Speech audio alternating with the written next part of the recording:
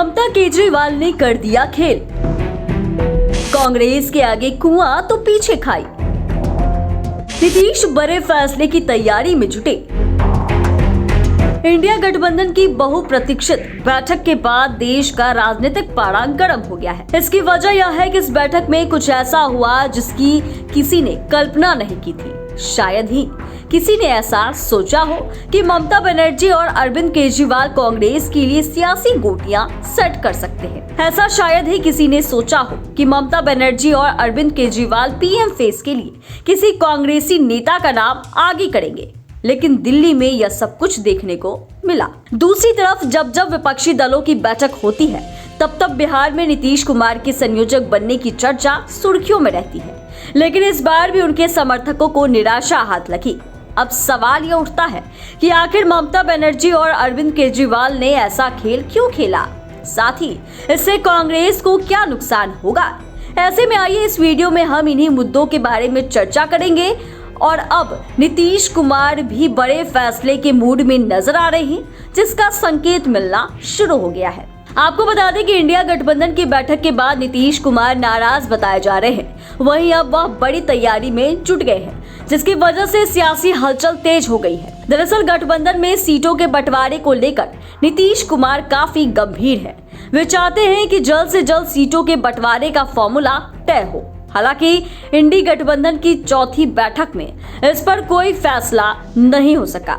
इसके उल्टा PM face के लिए मल्लिकार्जुन खड़गे का नाम आगे आ गया, जबकि इंडिया गठबंधन ने यह तय किया था कि चुनाव जीतने पर पीएम उम्मीदवार तय होगा। ऐसे में अब नीतीश कुमार शांत बैठने के लिए तैयार नजर आ रहे हैं। इसकी वजह से ऐसा लग रहा है या ऐसा कहा जा रहा है कि 29 दिसंबर को वे बड़े और कड़े फैसले ले सकते हैं।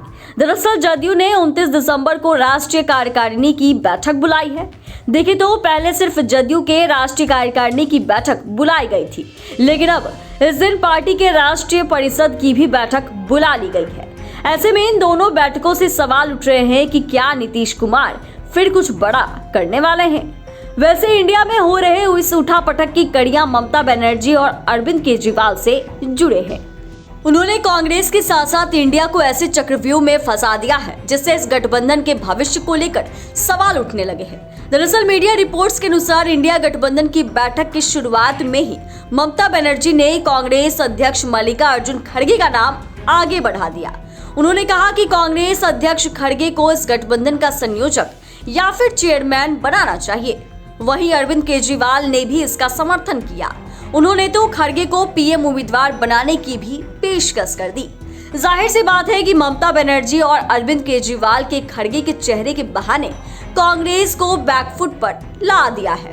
कांग्रेस की हालत ऐसी हो गई है कि पार्टी को ना निगलते बन रहा है और ना ही उगलते। देखें तो सीट बंटवारे में कांग्रेस के रवैये को लेकर इंडिया गठबंधन के कई घटक दलों को भरोसा नहीं है। वहीं ममता बनर्जी पश्चिम बंगाल में तो अरविंद केजरीवाल दिल्ली में कांग्रेस को ज्यादा सीटें देने के लिए तैयार नहीं है। इसीलिए उन्होंने कहीं ना कहीं कांग्रेस को सीट बंटवारे पर अपनी बात मनवाने के लिए संयोजक और पीएम फेस गिफ्ट के रूप में देने की कोशिश की है, जिसके बाद कांग्रेस के आगे कुआं तो पीछे खाई है। देखें तो अगर पार्टी मल्लिकार्जुन खड़गे को आगे करती है तो राहुल गांधी का क्या होगा। इसके साथ ही इसे कांग्रेस और इंडिया गठबंधन के बिखरने का भी खतरा है, क्योंकि इसमें नीतीश कुमार जैसे कई काबिल नेता है जो पीएम पद के लिए मजबूत दावेदार है।